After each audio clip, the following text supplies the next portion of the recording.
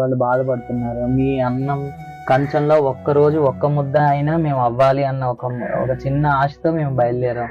మీరు అస్సలు బాధపడద్దు. మరి నేను మీకు ఎలా తెలుసమ్మా?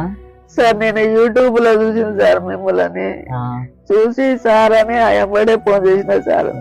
దాన్ని మీరు కరెక్ట్ తీసుకొని వచ్చిందంటే చాలా కృతజ్ఞతలు సార్. మీరు అంత పెద్ద మాటమ్మా లేదు సార్, ఎవరు పట్టించుకొని అనాథలకు బతికే వేసి అసలు మీరు పట్టించుకోవాలంటే అది మీరు దేవుడితో సమానమే సార్. అది పెద్ద మాటలేదు. బాధపడకండి. ఈ రోజు మన జీవితం బాగాలేదంటే రేపు ఖచ్చితంగా బాగుంటుందని అర్థం. ఇప్పటి వరకు మీరు పోరాడారు. మీరు ఇలా కాలు ఇబ్బందిలో ఉన్నా కానీ ఇంత పని చేసుకొని మీ పోషణ మీరు తిని ఇప్పటి వరకు మీరు నిలబడ్డారంటే ఆ దేవుడి సహాయం, మీ ధైర్యమే ఇక్కడ వరకు నిలబెట్టింది. బాధపడద్దు. ఇంకా జరగాల్సింది అంతవరకు జరిగిపోయింది. ఇప్పుడు ఇది రెంట్లోనే ఉంటున్నారు మీరు? రెంట్లోనే చాలా ఇల్లు తిరుగుతాను సార్ ఇదే విలేజ్ లో.